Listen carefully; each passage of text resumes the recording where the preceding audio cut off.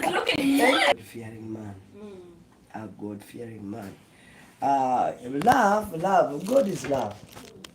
Yeah. One thing I know, when you get a man can do anything, he's able to do anything bad. True. You know, but because of the fear of to get mad, you know, and I know where there is God, there is love. Where there is God, there is peace. There is patience. There is everything. The blessings we are looking up to. So, and the marriage is blessed by God, and it is only God who can bless you with a perfect spouse. So all in all, I say that number one quality that you can consider first, it is God is fearing. Mama.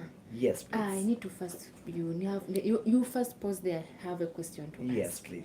Why that sometimes immediately after these people maybe have gotten married to each other, why do they, and remember that man is fearing God, and also maybe the wife, but after some period of time, like things end up by changing, and this one has diverted the mind, and the other one, what could be the problem? I think that one, number one, what brings that is when people come together fearing God, yes. There are things that we have to consider. Yes. After getting someone fearing God, you've got to understand this person, to know the background. In this generation, people get into marriage, they rush, let me use that. They rush into marriage without knowing. Not the asking person doesn't know, getting the real information. Doesn't know, because when we consider the past marriage of long ago, that marriage, we see our parents took an initiative of going on, finding out who are the parents of this child, you know, the background of it. Family efaanana abeyisa batya, you know, bakolaganika.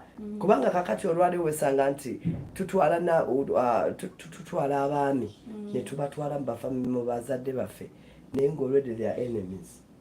That is very true. I beg your pardon, Mama. Yes. Get the enemies. Kakati. I have actually seen that mostly. Mommy is very right. Yes. Otwale musajja. You wake up, you take your husband at home. Kumbe, their mother or the grandmother or the great grandmother had a fight with this family. Tebajja mukiriza. Tebasobola definitely. Afazale bajja kugamba yo family y'abasezi. Kugambye tekisoboka. How do you survive to stay with your man, or you end up by living? By living, of course. And of course the rejection from the parents. At times it is right. It is right. Because the Bible says, oba mu Luganda ediso ly'omukulu awadugala we walaba. By that time, if I am to take my husband to mommy, and mommy is like, and say, so when mommy prays, and the next time you meet mommy, and mommy tells you, I prayed, take it slow. And for you rush it. Trust me, that marriage will not work out. She's 100% So right. there again, I get a question. Yes. Do those things still exist? Yes. Like getting, you've gotten maybe the boyfriend. Do we mind to first go and ask that deep information to know the boy and also to know the girl? But there are these sometimes you find maybe a girl has gotten maybe the boyfriend. For them, they're already married. And that's what mommy has said, that we have to dig the foundation to know the background. And in most cases, today people get married to people with the same clan. Yes. Wow. You bring your brother. I know. Because we no longer following like the past things that our parents we used no to longer, do. we no longer. And that has contributed. To our mummies, don't take us to see our cousins. So now if I bring you my cousin, would I be wrong? What is mommy? You don't take us to see our uncle. Madam Shira, may I advise, when you get a spouse, take an initiative, ask him both names.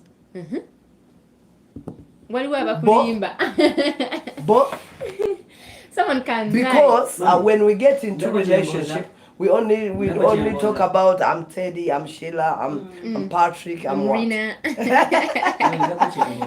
You ask the clan, you ask the clan name, you ask for the about his family, Bamzala wa. You get at least when you gather that information, you come to understand a little bit this person. Nayo chwenti abantu bafumbirika nga tamanyi kati osanga omukazi nagamba azadde mu baana abaana mukaaga netamanyi waabwe wa musajja talina na muntu gw'amaanyi. Meaning that it's very very good to obukyegera kati nogamba ono kika kya mukazi ki nagamba baana bameka batano omusajja tamanyi gy'abeera talina any relative amanyi omusajja ogwo wadde muganda we tamumanyi wadde friend kati noyo naye nolugamba ono obulamu bwe the man doesn't tell the lady like the wife about today the challenges are many in relationships. How can those challenges be solved? And of course those challenges can be solved. Number one, today okunono today okunono olaba olwaleero modernity ejewo eno nenga ate ennono zino zezayamba z'empisa olwaleero tewakyali mpisa. Omwana ojja okukyalira muwala wo ng'awasizza n'ayimirira nawa omusajja amazzi gali mu giraasi tewakyali mpisa n'agamuwa gwe maama oba owulira otya muli tewakyali mpisa naye ng'ate olaba ennono zino edda bakadde baffe z'abayambanga okulaba nga batambulira sezaala nyazaala omukamwana tagira sezaala olwo tebikyaliwo olwale kati madamu Shira luli ebbaluwa zebatweza omwana akulaga is married naye yagwa mukwano ne sezaala n'azaala mu sezaala ate ng'akulaga ye tali willing kuleka sezaala is so good. Naye nga weya closeness eyo yavaawa edda batanganga mukamwana kuba oyinza okukyamula gundi sezaala n'omujja mu mbeera obakiraba kakati olwaliro ebintu byetabidde naye nga nze ndowooza tuddeyo ku nnono olwaliro bwe tudda ku nnono z'ekkanisa. Today we are talking about ennono. Yes, ennono z'ekkanisa. Nze nandibadde mpa amagezi omwana omuwala nga tonnagenda mu bufumbo. Tumanyi obagamba nti number one nga tonnatwala mwami ono oba mukyalo ono eri bazadde bo. Come to your spiritual parents. Abazadde bano ab'omwoyo tubeetaaga. Yes, please. Evudeko. Okay. Nti olwaleero tulina abazadde ab'omwoyo. Oba oli mukatuliki olina father akutwala, oba oli mulokole olina pastor akutwala, oba oli musiraamu olina sheeka akola ki akutwala. Nze ndowooza nga tetunnayingira mu bufumbo tusooke oleete omuntu ne spiritual person. Pray about it. You get number one. Bwe mukisabira money there and therefore you will get a go ahead. Then you come into the parents. Olaba already eno kiri handled spiritually. Go ahead webeerawo era ogenda kulungamizwa Madam Shira. Tia omuzadde botwalire abazadde bo. Olina gamba tia ffe tetugenda wasenga tetugenda kisoka mbazadde twajwa mbazadde cultures according to the difference in the cultures. Kakati nolabanga omuzadde n'akimanyako. Omuzadde bw'akimanyako n'omubuuza nti mwatuse mbazadde. Oba kyaba afunye blessings from the spiritual parents agenze mbazadde nabo bakoze batya. Kakati abazadde babanga nabo bali mu Katonda bajja mubuuza bamutwalako wa musumba. Kituufu. That's true. Did you take him to pastor? Does pastor know about it? Oba kyaba kati omuzadde ono abeera secure kuba abamanyi omusumba yakisabira oba father yakisabira. God has blessed the what? Naffe abazadde tukkiriza the blessings of the parents tuzeetaaga. You get? Kakati awe muva olaba nti mutambula era okulaba nga bagira bagatya tugende tulabe side y'abazadde b'omuwala tugende tulabe abazadde baani b'omulenzi these families come together nebeetegeera kati olaba wa ku foundation nti muwadde platform okutegeera ddala kyetulimu kituufu oba si okitegeera kubanga omuzadde wonna omuleeta abazadde bamumanya nga yerubwama gwe nanteza eryofumbe mwana wange ono oleese mwanyoko naye olwaleero abaana bakukuta ne relationship naffe abasumba nga tetumanyi n'abazadde tebakola ki ne batukana kwefungula ne beezaalamu ate okukuse ozadde mu muganda wo omuzadde magoma wamawonekera bisiraani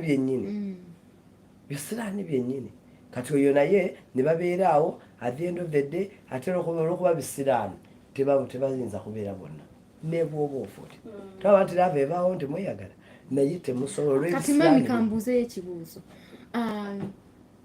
bano aboosanga nga baawukana like nga amaze ne munne mu bufumbo they separate baba bafuna ba cousin sisters. In most, it depends. Yes. Kakati waliwo abantu abamu nga that one can also attribute. But waliwo abantu nga ekisinga okwawula abantu nze ndowooza nti olumu tewaba kwagala kuli awo. So we come back to our love. Yes. So that what we call genuine love, that is the love of God. When you have love for someone, oboina omusasira waliwo byotasobola mukola obeera omwagaliza waliwo osobola omugumiikiriza kakati twesanga nti olwaleero mu butuufu obufumbo the true love tuginoonya bunoonya is not there bweba gyeri ntono oba batono bakina kati olwokuba nti abantu tewakyali kwagala olwalwo kyetuva tulaba nti oli afumbirwa njagala gayo ayina emmotoka njagala munyankole nzaale hybrid kugamba people have sorts of ngaga njagala family nga nfumbire pasta gyoli agenda kumulya n'atamanya nti omutango ogw'okubeera ne pasta oyo muzibu nnyo kyegera njagala bampite mama musumba kati nga olaba nti amakulu lwaki twagala ofumbirwa tetugamanyi abantu inatha bamanyi what is marriage tebamanyi era tebamanyi lwaki bagenda mu bufumbo. Don't you think mami nti nga bw'oyogedde twewakula abaana netugenda netwefungula netwetandikira obusepiki bwaffe? Do you blame that on the parents? Do you blame that on the church? Or you blame it on the child? Musumba. You have seen girls. We have talked to you. We have told you, Mommy, this and this is happening. But you don't know the person. Would you blame the mother of this child? Or blaming her? Nze ndowooza omuwala yabeera n'obuzibu kubanga lwaki yaba n'obuzibu kubanga yatandika ekintu afuna relationship najinga ye yafunye boyfriend we mama taliyo ekitegeera mama takola ki mama taliyo taata tabimanyiiko omwana akulaga nti akukuta obulamu bwe naye ng'ate olwala ekiresa ekyo nze ndowooza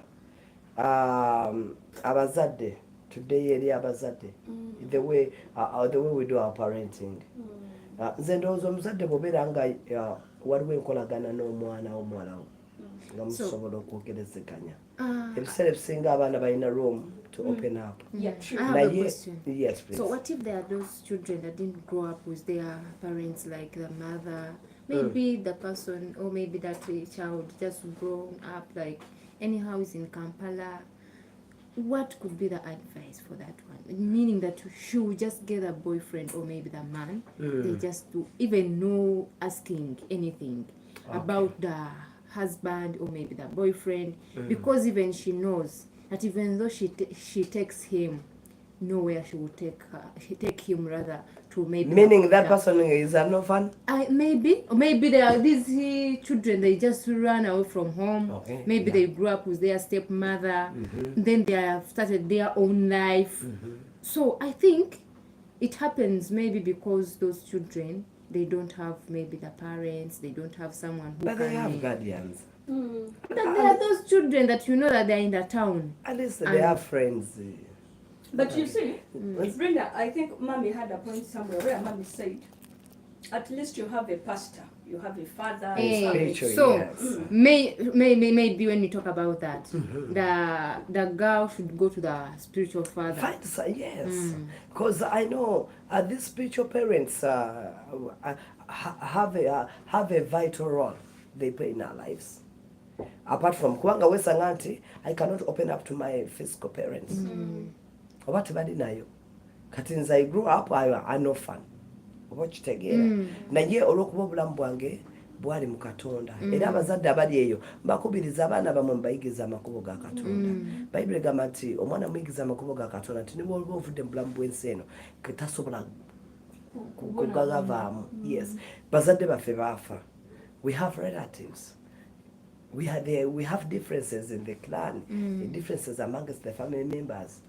I have my siblings. Obakitegeera naye nebaza Katonda nti olw'okuba banjigiriza okuweereza Katonda nti niwe baafa nasigala ndi mu kanisa.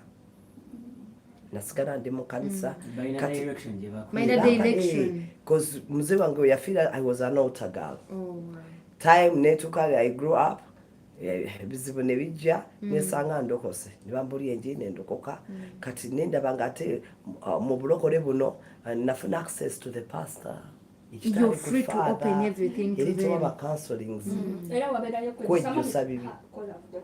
Oshegera eri kwejjusa bibi. Kati nendaba nga obulokole buno pastor ate n'abanga atwagala nnyo is a father era Pastor Gerard Mwebe, Streams of Life, may God bless you. Because wabeerawo wali musumba naye ate wali taata. Kati nekimpa obudde nendaba nga afunye omuntu gwensobola okubulyako nayeeka bango byawaka nakukansolinga nagamba hey, God is going to help you. So, and you prayed. Should I ask another question? So everyone should get saved. Because if you're not saved and maybe you're in church, sometimes it becomes hard. It is hard for me to approach a pastor and start narrating every story that is about my life. Yes. So maybe you're advising everyone to get saved. If it is possible. If it is possible. But and another thing, because also Sangambu, you cannot open up to your pastor. Never know your prayer partner. You share out and then you pray. You're encouraged. You know? Yeah. Sorry to hit about a dini. I am sorry, but katenga mu Catholic ogenda kwogera nani abali mu Mothers Union bafumbira abali mu Anglican Gond Church ojja kwesanga gwe tebalina budde bwo bagala kwogera na Susan ayina empeta gwe toyina mpeta era baba oba tobajamu. And in most cases, Madam Sheila, youths are not handled there. Exactly. So ekitali muzino churches endala inti abavubuka they are not catered for, they are not spoken to their lives. Kakati no abanga abantu abantu bali mu bbanga no abanga obulamu bwo bw'ekivubuka buli mu bbanga, no one talks to you. Ate nga olaba bino bye tukulaye wetaaga omuntu ayogera mu bulamu bwo, sincerely speaking. Chobola bamami agambe basically actually not even mommy but to me my own thing. Olaba nti bw'ofunayo church nga ya balokole nga there is someone you can confide in, you go. Because me, I can confide in mommy. I can tell her, mommy, this and this and this and this and this is happening. Which I will not go and tell my father or the reverend.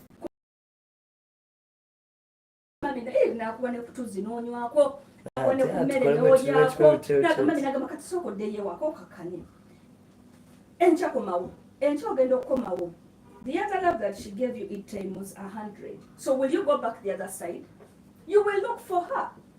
Because today people are looking for her comfort. Exactly. People who give them time. People who can speak to them. Who can share their experiences. Mukama Evans.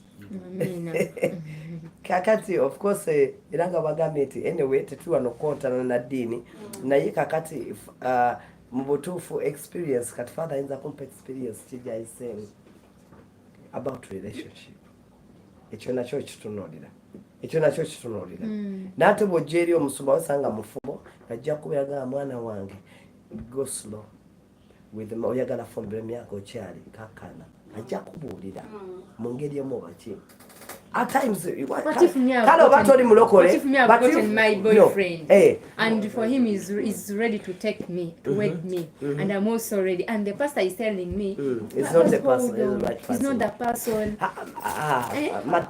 one thing I can and me I'm feeling like that's the real person that I should go with. Feelings are mutual.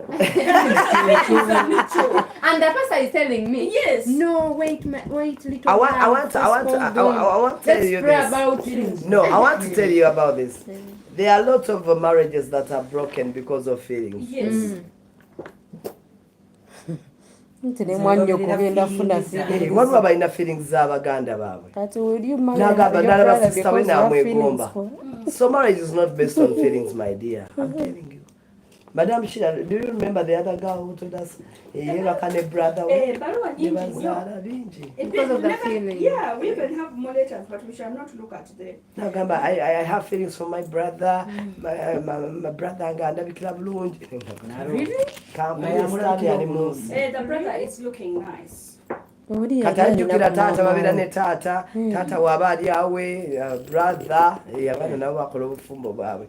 Kakati marriage is not based on feelings, my dear. That's what mommy said. Nagamba, yeah, you want to get married. You're rushing into marriage. Kati ngagwe. You've seen a man today, you have gone to. Kati, we said we're not criticizing churches. Yes. Now your churches, jakuba yagala nti you want to give a chibo chiweseza bakadde bo tukubemba gatukole meeting. Tuswaziza boba fa kucha but you haven't ashamed them. But you happy. Are you going to be happy? So no, ate mami kyali abe nagamba mwana wange. Fumba buno buyinza okubaamu embiri gwo. Soka tusabe. Mami nze nasaka na date ya kusaka na mutugatte.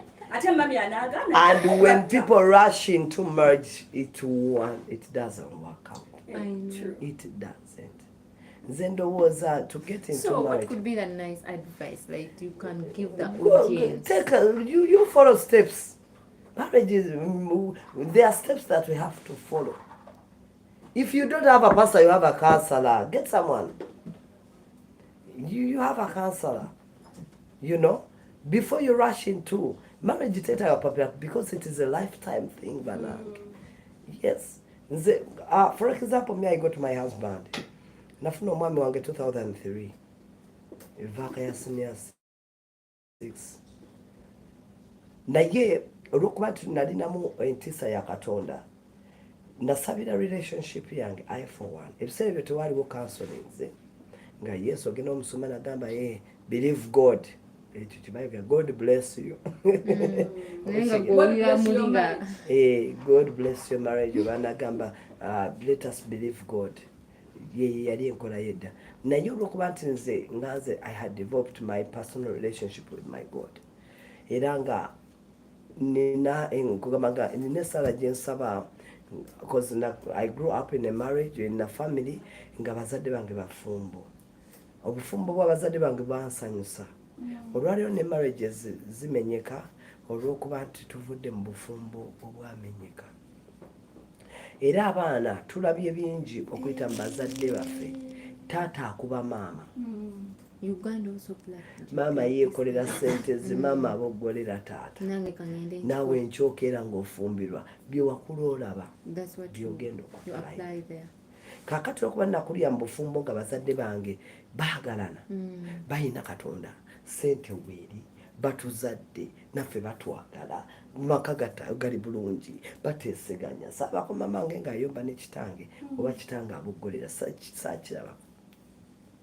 Kakati nekula nga neegomba nina byendaba nga neegomba era nakula njagala obufumbo bayiga. I started praying for my marriage from senior 3. Yes. Wow. I want to be that responsible mother. Yes. Kachiti tegambye nti obufumbo abantu bakapira obufumbo n'obufumbo bwakwetegekera. There is one person that made one pastor that made a statement and say that no, you're saying they are rejecting me. think about yourself. Are you ready to fit in that marriage? That is rejected. N'omutwale wa pastor n'amugaana, n'omutwale wa mama bazadde bo ne bamugaana. Are your behaviors qualified that you can fit in that marriage? Ne mugikola abazadde ne batajja. Omanyi waliwo ebintu gwe bigira n'okulemaga abazadde nga n'abazadde bo tebamanyi. Nga gyebali n'ayita mikwano gye. That is very wrong. Uli n'agenda for introduction n'atwala mikwano gye gyokka. Really? There is no blessing kabisa. Tebuli. Oba mikwano, whether we like it or not, the blessing of parents oba of your family. Nze bazadde bange baafa naye nebaza Katonda lwa brother wange yatukuza. I respect him kubanga yali mu ntebe eyo. Ne bwe nali nga ngenda kufumbirwa era brother wange gwe natuukirira. N'olwaliro twesanga twetubanga tubeera baluganda oli agamba brother wange brother tayinza kulya bintu oshegera taata wange yafa. Nze kyo nakigamba omwami we ne mugamba manyi twala ebintu ebisaamusaamu because my brother wange waali baganda bange we bali ate omwami wange ebiseera yali nga naye muvubuka namuga atugende nangamba nkubuulire abazadde twala nti bafa ne bateeka abasika mu ntebe abo baba representinga nanga nti ngenda kutwala ebirabo byonna nditutte mu maaso ga kitaawo. Essaawa eno netwala obuntu obutaliimu ne kitaawo gyali ajja kuba amaka gaffe tetujja kufuna mukisa. Those were the statements of my husband. Era ne twanjula nampesa ekitiibwa yatwala ebintu ng'ogamba taata. Today my husband respects my family. Olwaliro ffe bennyini abaana ab'obuwala odda wali n'ogamba kugamba bbaawo nga taata wange teyalabye mmange oba okigera no degrading your father your parents before your husband talibawo kitiibwa. So we need to respect n'ebyo byonna of course you don't need to share your differences of your family with your spouse. However much mama muli mulaavu byama byo kati byaki byaki. Even when you're still in courtship, even a man can end up by leaving her and go for another. Kyenjagala okubajjukiza nina ekintu kye naayogedde wano waliyo ebintu ebimu byetalina kwogera nnyo. Toyina. Yes.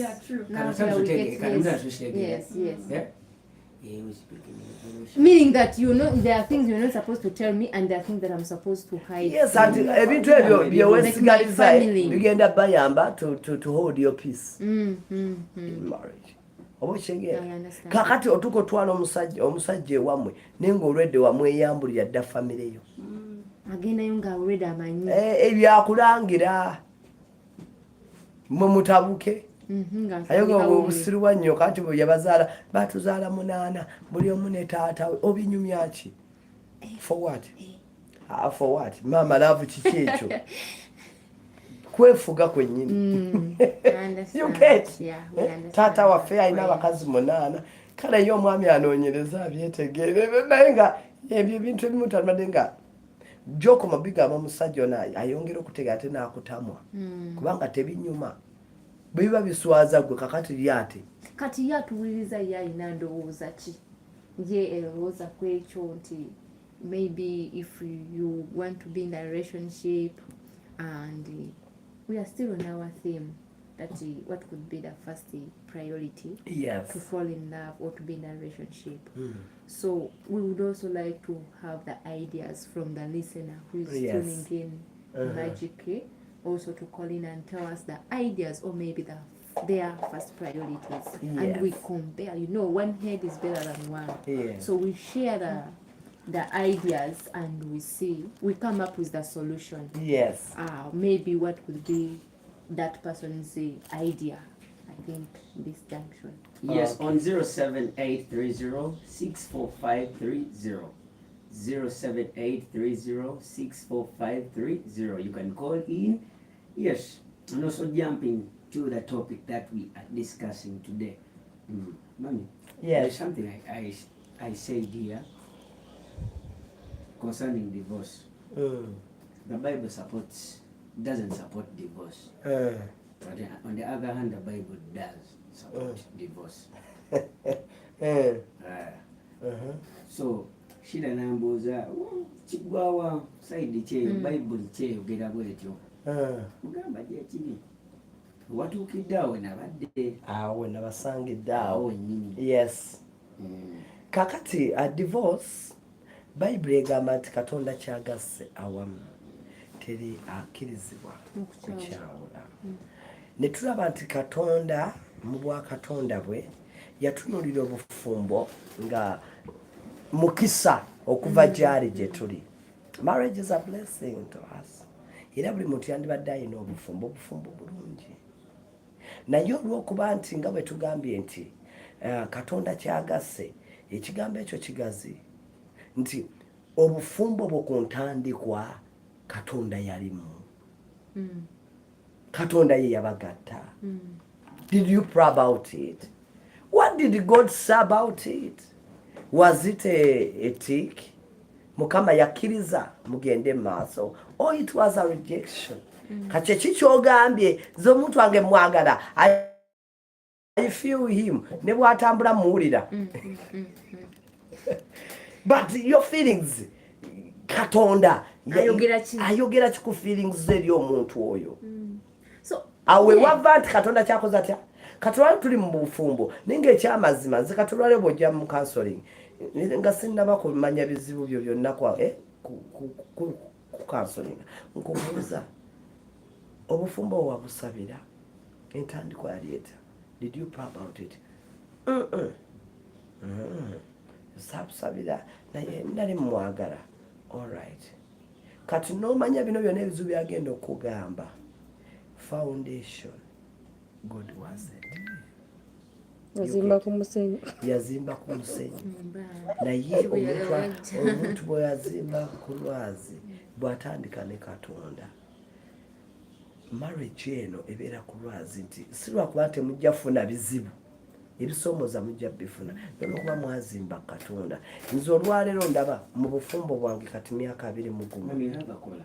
Yes, please. Yes, Kola. Amina. Hello. Yes. Ekirenga Michael, every one more chapter. Abompuliramu. Nkuwulira ssebo. Ensonga emubaddeko okuba omulamu omukulu w'olidda. Kuba nze ngufolowinga about the relationship. Okuba ebisinga munaye mubyogera naye ng'ate biba kwesi ku mitima gy'abalala. Happeninga mu ggwanga. Yes. So nze kyembadde nteesa nti buli kimu obufumbo okuba kuteesaganya. Okay. Nteesaganya oba tebuba bufumbo. So olina okonversatinga buli omu n'abeera ng'ategeera munne. Mubanga musobola okukwataganya ng'abantu abamu. Okay. Obuva wammwe ku basement y'ewammwe kuba singa osinziira nti oli bye bakola ewaabwe ate abalagala nnyo ate abigete relationship ekitali kirungi. Naye nga mu byonna nga byakwebuulirira nenkeza oba bugumiikiriza eri munne. So ng'ekyekyo kinyambadde nteesa. Tweyanziza nnyo ssebo. Tweyanziza nnyo ssebo kubanga otuwuliriza. Ekintu kyakoonyeeko nti okutegeeragana. Understanding. Where does understanding come from? Entegeeragana eno eva mu kwogerezeganya. Nentegeera munnange, amannya ge, famire ye, biki byalya, akkiriza muki. Ekimanyi nti obuuza omuntu eddiini ye n'agamba sirina. Oyo n'omanya ofututte muki? Mukama. Bw'abanga tayi si Mukatuliki, si mu Advent, si mupoto, si mulokole, si musiraamu. Oyo omanya agwawa. Wansaasi. Definitely.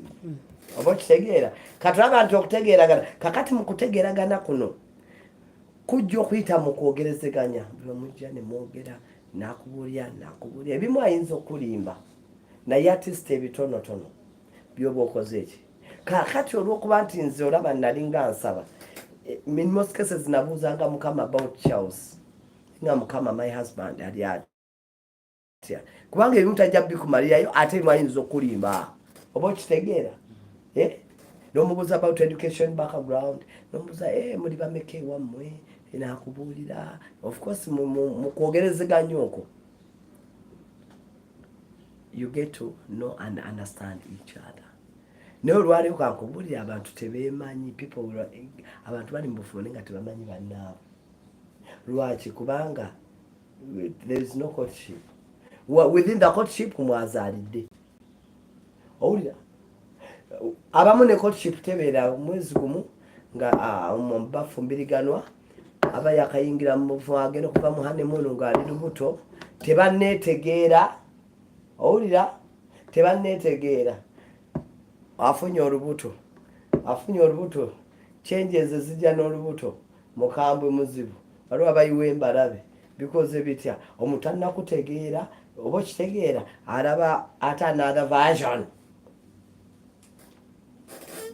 ya lubuto temunaba kwegamba kufuna budde obutegeeragana n'okubeera nga muzimba that affection amongst you oba kitegeera feelings zino mugenda muzizimba zikula n'engeri gye weeyisaamu gye mwerabamu gye mweyiga gye mukola mutya kati oli agize ayingiddeho olubuto abaganda bagamba eddi ebbiri kusooka na mwana meaning omuntu wakamulaba akulabidde mu version yaani maama w'abaana eyaleese fiance temunna building that relationship yaki eya fiance foraba twamala emyaka 6 nga tetuzaala nga naye kyatuwa obudde okutegeera buli omu kyatuwa obudde okwogera ku marriage yaffe how we want our marriage to be kyatuwa obudde okumanya nemmanyi omwami wange taagala byakuzaalirawo ate nga namufuna nga mukuluko ku nze bwe yaŋŋamba saagala kuzaala neŋŋamba oba ayinayo ki oba abaana bayazaalako oba kitegeera kuba nemufuna ali mu 30s nga ne mu 20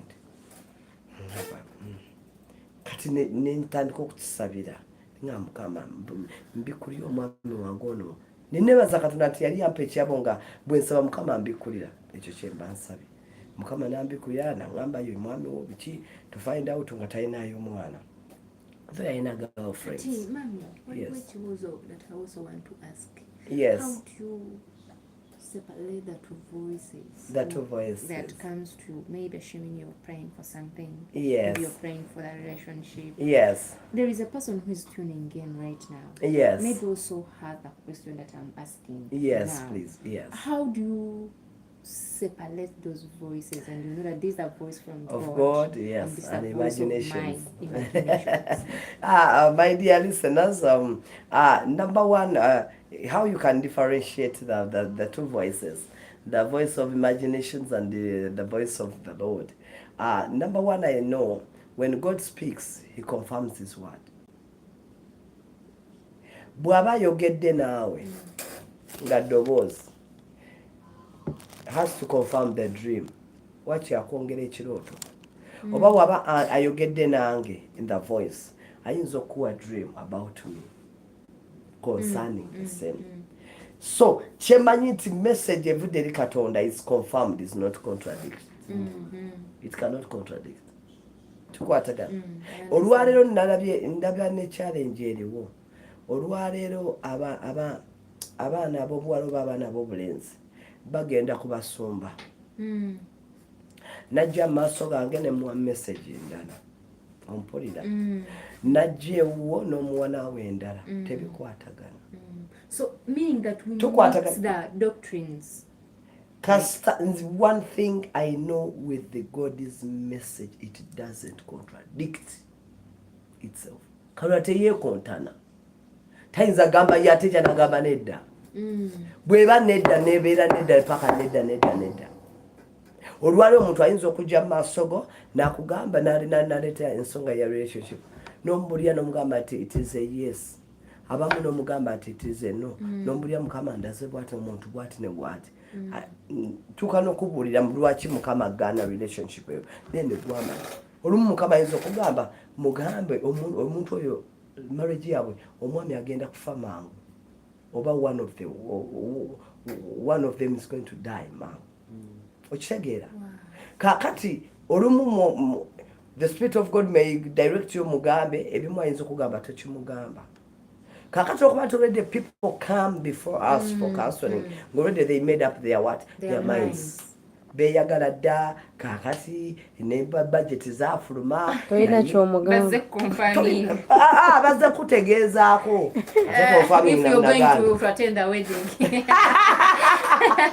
okitegeera kakati newesanga nti agenda okujja olwedde nga bakola dda budget kati nga newomugamba nti it's not right ogenda kumenya mutima bwagenda ewo omulajja mugamba wamma yoyo kakati abeera wagambe oli yaŋŋambye siira nze kyobalaba bw'oboze maaso gende first day message mukama gyampa ne bwodde emirundi 8 I don't kati nze waliwo omwami ayinza okujja nagamba naleeta lisiti y'abawala nga 10 nomugamba nti ono nagamba nti ate oyo simwaga tusabire ono nomugamba noze mukama ndazo nze bakazi bo mbamanyi nze mmanyi basaala bo sibamanyi naye doozi ngambye nti ono Silivia ye mukazi nalemerako nadda ne counseling eddako nagamba musumba Katonda akyayagala Silivia atuwe saala ono nomugamba nedda mukwano ekyo tujja kifuna mu nze maybe you can go elsewhere mugaye ono Yesu ono oyinza okuba gwoyagala naye Katonda ayina ensonga Katonda ayina ensonga ate Katonda muzadde taata teri muzadde ayagala mwana we agende mu bufumbo bukyamu namuntu mukyamu naye olw'okuba nti tetuwuliriza bugamba maama nnemesa naye era tusobola ku nkomerero ofundikira ofunye eki bizibu kakati nze number 1 okwawula eddoboozi ya Katonda mukama aba yaŋŋamba ekintu I expect a confirmation from other people bw'aba tampadde bantu balala era he speaks to me Bible egamba nti ayogera omulundi gumu ewaawo emirundi ki 2 lwakuba ffe abantu tetusaayo mwoyo mukama akuwa ekirooto n'ogamba ekyabadde kirooto oyinza n'okuloota nga mutuufu ekyamazima ebirooto by'oloota ku spouse wo nga biri negative naye olwokuba olina feeling laavu yayingira ebirooto ga stand to biba bikulaga nti baye mukama aba ayogera yes n'olwota omusajja ng'olaba aze wammwe ate aleese mukazi mulala maama gweno takisaako mwoyo nti mukama akuwoninga ti omuntu ono ojja mutwala wona mujja teekateeka ogende wammwe naye ajja kutwala muntu mulala si ggwe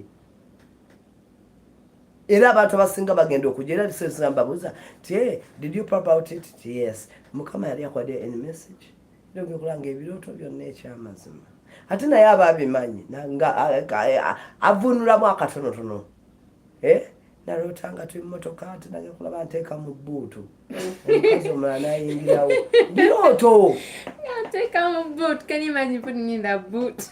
namugalya mbuutu yagenda okulaba nga ate omukazi omulala ng'ayingirawo ng'amutuuza mu ntebe nga ono ali mu maama kakati obulamu obugenda okuvugira omusajja akuvugire mu bbuutu gwira mamera otola nti mukama akulaga naye sometimes we reject that God's voice. So gwampuliriza ali eyo Katonda kimu kyomanyiko kwawula eddoboozi lye message ye gy'abakuwadde yeeyo oba kitegeera ate era kiddayo nti kati gwolaba olwokuba nti already obeera in love with someone ne bw'osaba ne bw'oloota oba omuloota oba omwolesebwa kakati gwezizo bw'osaba mukama oba olina okusaba mukama abeeko ogwawa gwakibikulira era olw'okuba nti Katonda atwagala ate nga tagala tugwe mu nsobi era wesanga waliwo omuntu era ajja nekyo nagamba Madam Susan nakufunyeko ekyoto ekyo kati olw'okuba obeerawo omugundu oteewaayo nnyo okuwuliza ddoboozi ya mukama nakuluŋŋamizibwa awo abasinga we baviirako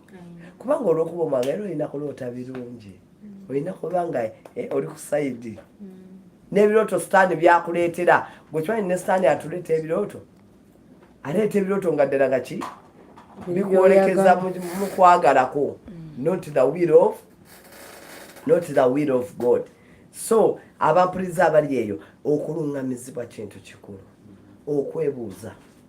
Okwebuuza ku bantu abakulu, okwebuuza ku baako omuntu mwebuuza.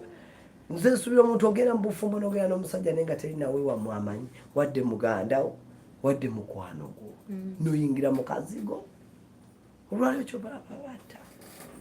Iwammwe teri bamanyi alina gy'oli. Oba okiraba? Yes. So, nga kyekyo. As we're winding up, yes, left just 2 minutes. Yes.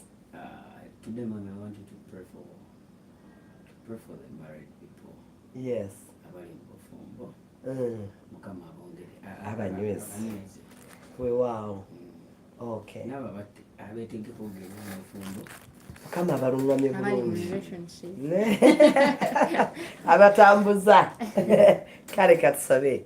Taata omulungi, Katonda wa Ibrahim, Isaka ne Yakobo, tukwebaza Mukama olwa session yaffe ya leero. Mukama tugabanya amagezi, tugabanya okumanya, tugabanye Bayibuli egamba nti akyawa okumanya, akyawa okubuulirwa, era akyawa okubuulirwa, akyawa okumanya.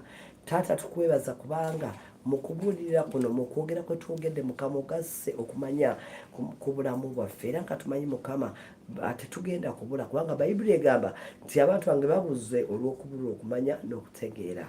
Era Mukama y'essaala yange Mukama Taata, nga nsabira abafumbo abali mu bufumbo bwabwe Mukama Katonda wange Taata Ayinza Byonna, Mukama Kitange, obufumbo bwonna mbunyweza ku lwazi kulwazi Yesu, kubanga manyiye Mukama bwe tuzimba ku gwe teri ki Mukama Taata kigaana. Ebitasoboka byonna maaso go Taata bisoboka. Mukama eri abatandika obufumbo nga Mukama nga toli munsabye Mukama bakwasizeko Mukama osomola amaka gaabwe, abali mu maka gagezesebwa nga gabwavu, nga tebazaala, ndwadde Mukama butakwatagana, nsabye ayo Omwoyo Mutukuvu omaamire eri amaka, omaamire eri obufumbo butukuvu obwo Mukama, n'aba Mukama Taata abayayana nga bagala okukituukako Mukama Taata Omwoyo Mutukuvu yeyeka asobola okumaamira n'atereza agamaka gabadde gatabuse nga bwe yabaamira ku nsi nedda mu nteeko. Nsabye amaka gabadde gatabuse Mukama Taata gadde mu nteeko, nsazaamu zi divorce Mukama, kubanga omulabe Bayibuli egamba nti yajja kubba kutta kuzikiza naye gwe wajja tube n'obulamu. Nsabye Mukama osigale ng'otunyweza, onyweza amaka Mukama, ate ffe tusobola okuba nga ffe tugenda okunyweza abaliddawo Mukama Taata, abaana baffe balirabira ku bufumbo bwaffe nabo ne bafumbira mu bufumbo butukuvu Mukama. Era nsabye n'abo abali mu courtship bawe ekisa baleme okweyonoonesa, Omwoyo Mutukuvu baluŋŋame mu makubo ag'obutuukirivu, era batuukirize kukula eri obufumbo obutukuvu Mukama. Era nsabye omukisa gwa Katonda oguva eri Taata Mukama Taata ogutaliko obuyinike Mukama gunywezebwe eri abafumbe abali mu courtship Mukama Kitange Ayinza Byonna, baleme okulaba ennaku Mukama, baleme okwejjusa lwaki bafumbirwa, obufumbo bube sigale nga tabaaza eyaka mu ggwanga lyaffe Uganda, mu famire zaffe, mu bulamu bwaffe, makanisa Mukama Kitange Ayinza Byonna, mu nzikiriza zonna. Nsabye ekisa kyo Mukama kibeere naffe ennaku zonna. Amen. Yes. Abapuliza abalungi, abapuliza abalungi, sigadde nga ne Musumba Teddy Wamala Konde, YouTube yaffe Slow PHC International, TikTok Pastor Teddy Konde. Ojja kunsangayo tugabana ku nsonga ezo. Abampeera omukisa.